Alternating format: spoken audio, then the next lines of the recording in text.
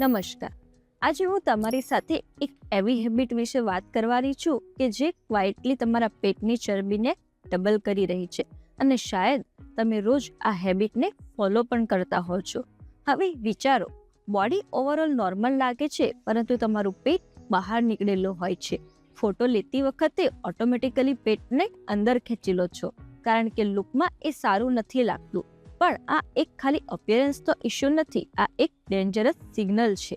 કારણ કે બેલી fat directly link છે ડાયાબિટીસ, હાર્ટ ડિઝીઝ અને ફેટી લીવર અને હાઈ બીપી સાથે. હવે સવાલ આવે છે કે આ પેટની ચરબી જમા કેવી રીતે થાય છે? લોકો કહે છે કે વધુ ખાવાથી અથવા તો એક્સરસાઇઝ ના કરવાથી, બટ એકચ્યુઅલમાં રીઝન થોડું વધુ ડીપ છે. સૌથી મોટો ફેક્ટર છે તમારું ટાઈમિંગ અને મેટાબોલિઝમ. અને અહીંયા આવે છે એક સૌથી ડેન્જરસ હેબિટ, અને એ છે late night heavy dinner. Gujarati લાઇફસ્ટાઇલનો એક કોમન પેટર્ન જોઈ લો તો સાંજની ચા સાથે ફરસાણ, પછી લેટ નાઇટ ડિનર એટલે કે 10:30 અથવા તો 11 વાગે, એમાં પણ રોટલી, શાક, ક્યારેક રાઈસ અથવા તો ક્યારેક મીઠાઈ, અને પછી સીધા સૂઈ જવાનું. તો હવે આના પછી બોડીની અંદર શું પ્રોસેસ થાય છે? રાત્રે મેટાબોલિઝમ નેચરલી સ્લો થઈ જાય છે.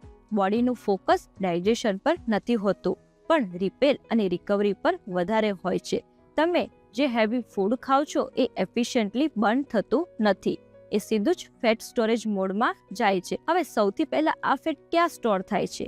તો એ સ્ટોર થાય છે તમારા પેટના એરિયામાં, અને સાથે સાથે એ ઇન્સ્યુલિનને સ્પાઇક કરે છે, કોર્ટિસોલ હોર્મોનને ડિસ્ટર્બ કરે છે, સ્લીપ ક્વોલિટીને ખરાબ કરે છે, અને આ બધું મળીને જ તમારા બેલી ફેટને વધુ ફાસ્ટ વધારે છે. મતલબ કે સિમ્પલ લેંગ્વેજમાં પેટ જીમથી ઓછું નથી થતું, પેટ એ રાતની પ્લેટથી બને છે. હવે વાત આવે છે સોલ્યુશનની, અને આ એક ટીપ નથી, આ એક સિસ્ટમ છે. સૌથી પહેલું અને સૌથી પાવરફુલ સ્ટેપ છે ડિનર ટાઈમિંગ ફિક્સ કરવું.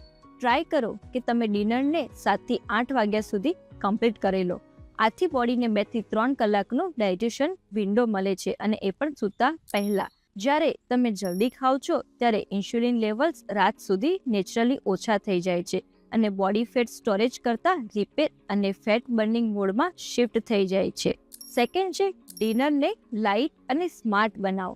ઘણીવાર લોકો ક્વોન્ટિટી ઓછી કરે છે પણ ક્વોલિટી સેમ જ રાખે છે, જેમ કે રોટલી, રાઈસ, ઓઇલી સબ્જી. આ કામ નથી કરતું. રાતનું ખાવાનું એ ડાયજેશન ફ્રેન્ડલી હોવું જોઈએ, જેમ કે વેજીટેબલ સૂપ, સ્ટીમ અથવા તો શેકેલી સબ્જી, થોડું દહીં અથવા તો રોસ્ટેડ ચણા. આ ફૂડ્સ ઇઝીલી ડાયજેસ્ટ થઈ જાય છે અને બોડીને ઓવરલોડ નથી કરતા.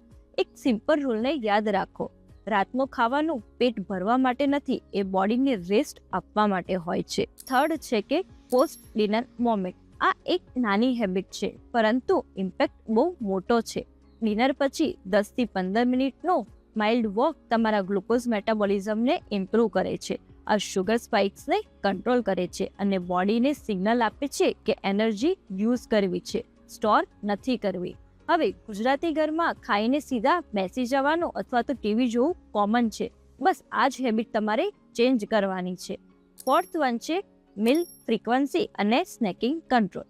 દિવસભર ચા, બિસ્કિટ, ફરસાણ, થોડું ખાવાનું, આ બધું જ ઇન્સ્યુલિનને કન્ટિન્યુઅસલી હાઈ રાખે છે, અને જ્યારે ઇન્સ્યુલિન હાઈ હોય ત્યારે ફેટ બર્ન થવું ઓલમોસ્ટ ઇમ્પોસિબલ બની જાય છે. એટલે જ સ્ટ્રક્ચર્ડ મીલ હોવું ખૂબ જરૂરી છે. 2 to 3 પ્રોપર મિલ્સ વચ્ચે અનનેસેસરી સ્નેકિંગ્સને અવોઇડ કરો. તમે જોઈ શકો છો કે બોડી ધીરે ધીરે ફેટ બર્નિંગ મોડમાં શિફ્ટ થાય છે. હવે ફિફ્થ વન છે પ્રોટીન અને ફાઇબરનો રોલ. ગુજરાતી ડાયટમાં કાર્બ્સ અને સ્નેક્સ વધુ હોય છે, પણ પ્રોટીન અને ફાઇબર ઓછા હોય છે. જ્યારે તમે તમારા મિલ્સમાં પ્રોટીન જેવા કે દાળ, સ્પ્રાઉટ્સ, પનીર, નટ્સ અને ફાઇબર્સ જેવા કે સબ્જી અને સલાડ વધારો છો ત્યારે ડાયજેશન સ્લો અને સ્ટેબલ થાય છે. આથી ઇન્સ્યુલિન સ્પાઇક્સ કંટ્રોલમાં રહે છે અને જલ્દી ભૂખ પણ નથી લાગતી. મતલબ કે ઇનડાયરેક્ટલી બેલી ફેટ રિડ્યુસ થવાનું સ્ટાર્ટ થઈ જાય છે. હવે છઠ્ઠું સોલ્યુશન છે સ્લીપ અને સ્ટ્રેસ મેનેજમેન્ટ. આ લોકો સૌથી વધુ ઇગ્નોર કરે છે. જો તમે લેટ નાઇટ સુધી જાગતા હો, મોબાઈલ યુઝ કરતા હોય અથવા તો સ્ટ્રેસમાં હો તો કોર્ટિસોલ હોર્મોન હાઈ રહે છે, અને આ હોર્મોન સ્પેશિયલી બેલી ફેટને વધારે છે. ડીપ સ્લીપ વગર ફેટ લોસ ઇનકમ્પ્લીટ છે. એટલે જ તો 6 થી 8 કલાકની ક્વોલિટી સ્લીપ નોન નેગોશિયેબલ છે. અને એક બોનસ પોઈન્ટ, માઇન્ડફુલ ઇટિંગ. આજે લોકો મોબાઈલ અથવા તો ટીવી જોતા જોતા જમતા હોય છે. આનાથી ઓવર ઇટિંગ થાય છે અને બ્રેનને સિગ્નલ નથી મળતું કે તમે ફૂલ થઈ ગયા છો. જ્યારે તમે કોન્શિયસલી અને સ્લોલી ખાઓ છો તો ડાયજેશન બેટર થાય છે અને ક્વોન્ટિટી નેચરલી કંટ્રોલમાં આવી જાય છે. હવે એક ફાઇનલ વાતને સમજો. બેલી ફેટ પ્રોબ્લેમ નથી, આ એક સિગ્નલ છે. સિગ્નલ છે કે તમારું મેટાબોલિઝમ ઓવરલોડમાં છે. અને જો તમે એક જ હેબિટ ફિક્સ કરો કે લેટ નાઇટ હેવી ઇટિંગ અને સાથે આ નાના ચેન્જીસ એડ કરો તો તમારું બોડી નેચરલી ટ્રાન્સફોર્મ થવું સ્ટાર્ટ થઈ જાય છે. જો તમે બીપી, ડાયાબિટીસ અથવા તો હાર્ટ ડિસીઝથી સફર કરતા હોય તો બેલી ફેટને લાઇટલી ના લો. આ એક ફેટ નથી, આ મેટાબોલિક વોર્નિંગ છે. જો તમને આ કન્ટેન્ટ રિલેટેબલ લાગે તો એને તમારા ઘરમાં જરૂર શેર કરો, કારણ કે આ હેબિટ એક દરેક ઘરમાં હોય છે. અને જો તમે રેડી છો તમારી રાતની પ્લેટને ચેન્જ કરવા માટે તો કોમેન્ટ્સમાં લખો સ્ટાર્ટ ટુડે. હવે મળીશું આપણે નેક્સ્ટ વિડીયોમાં. ધન્યવાદ.